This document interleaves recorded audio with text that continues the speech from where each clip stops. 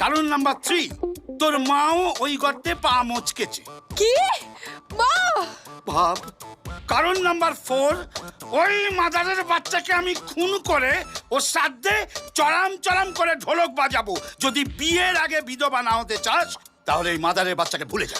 না, আমি হরিকে কারুর হতে দেব না। হরি শুধু আমার।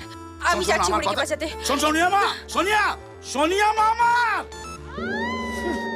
ওরে ওরে, আমার ফ্যামিলিতে ওই হরিপদর সঙ্গে প্রেম করতে আর কোনো মা বোন বাকি আছে কি? ওরে মাদারের বাচ্চা, তোকে আমি ছাড়বো না।